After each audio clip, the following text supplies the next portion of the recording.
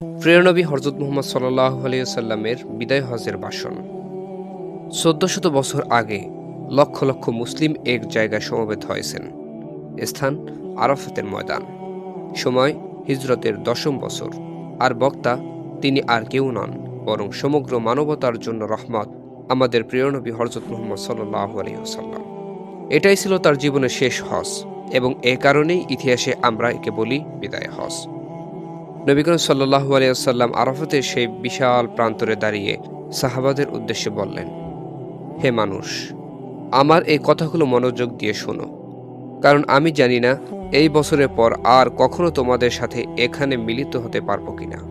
এই কথাগুলো শোনার পর হাজারো সাহাবীর চোখে অশ্রু চলে আসে, কারণ তারা বুঝতে পেরেছিলেন রাসূলুল্লাহ সাল্লাল্লাহু আলাইহি সাল্লাম তাদের শেষ বিদায় জানাচ্ছেন। নবী করিম সাল্লাল্লাহু আলাইহি সাল্লাম প্রথমেই মানুষের জীবন, সম্পদ ও মর্যাদাকে সুরক্ষিত করার ঘোষণা দেন। তিনি বলেন, হে মানুষ, আজকের এই দিন যেমন পবিত্র, এই শহর যেমন পবিত্র, এই মাস যেমন পবিত্র, তেমনি তোমাদের রক্ত, তোমাদের সম্পদ এবং তোমাদের ইজ্জত সবই তোমাদের জন্য হারাম। এগুলো কখনো নষ্ট করবে না। এই ছিল মানবাধিকার রক্ষার সর্বপ্রথম ঘোষণা, যা আজকের আধুনিক যুগের মানবাধিকার সনদকেও হার মানায়। এরপর নবী করিম সাল্লাল্লাহু আলাইহি সাল্লাম ঘোষণা করলেন, হে মানুষ, তোমরা সবাই এক। তোমাদের রব একজন, তোমাদের বাবা একজন, তিনি হচ্ছেন আদম আলাইহিস সালাম। আদম সৃষ্টি হয়েছে মাটি থেকে। কোনো আরবের উপর অনারবের শ্রেষ্ঠত্ব নেই, কোনো শ্বেতাঙ্গের উপর কৃষ্ণাঙ্গের শ্রেষ্ঠত্ব নেই, শুধু আল্লাহভীতি ও তাকওয়া ছাড়া। এই কথার মাধ্যমে তিনি পৃথিবীর মানুষের মাঝে সাম্য ও ভ্রাতৃত্বের ঘোষণা দেন, যা আজও বিশ্ববাসীর জন্য এক চিরন্তর শিক্ষা। তিনি নারীদের অধিকার নিয়েও বিশেষভাবে বললেন, তোমরা নারীদের বিষয়ে আল্লাহকে ভয় করো। তারা তোমাদের সহধর্মিণী, তোমাদের ঘরের অর্ধেক দায়িত্বশীল। তাদের প্রতি সদয় থেকো।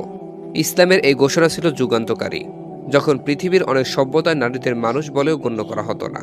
নবী করিম সাল্লাল্লাহু আলাইহি ওয়াসাল্লাম বললেন, জাহিলিয়াতের সমস্ত রক্তপাতে আমি ইতি টানলাম, আর জাহিলিয়াতের সুদকেও আমি বাতিল করলাম। এর মাধ্যমে তিনি সুদকে হারাম ঘোষণা করেন এবং সমাজে শান্তি প্রতিষ্ঠার দিক নির্দেশনা দেন। এরপর নবী করিম সাল্লাল্লাহু আলাইহি ওয়াসাল্লাম বলেন, আমি তোমাদের মাঝে এমন দুটি জিনিস রেখে যাচ্ছি, যদি তোমরা এগুলো আঁকড়ে ধরো তবে কখনো পথভ্রষ্ট হবে না। সেগুলো হলো আল্লাহর কিতাব ও আমার সুন্নাহ। এটাই হলো মুসলিম জীবনের মূল দিক নির্দেশনা।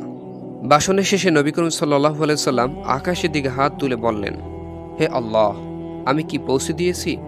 হাজারো সাহাবী একসাথে উত্তর দিলেন, হে আল্লাহর রাসূল সাল্লাল্লাহু আলাইহি ওয়াসাল্লাম, জি হ্যাঁ, আপনি পৌঁছে দিয়েছেন। তখন নবী করিম সাল্লাল্লাহু আলাইহি ওয়াসাল্লাম আকাশের দিকে তাকিয়ে ৩ বার বললেন, হে আল্লাহ, তুমি সাক্ষী থাকো। হে মুসলিম উম্মাহ, এই বিদায় হজের ভাষণ শুধু সাহাবাদের জন্য নয়, এটা আমার, আপনার, আমাদের সবার জন্য। আজ যদি আমরা এই খুতবার শিক্ষা মেনে চলি, তাহলেই দুনিয়ায় শান্তি আসবে, আর আখিরাতে আমরা সফল হব ইনশাআল্লাহ। প্রিয় দর্শক, নবী করিম সাল্লাল্লাহু আলাইহি ওয়াসাল্লামের বিদায় হজের ভাষণ শুনে আপনার হৃদয় কি কেঁপে উঠেছে?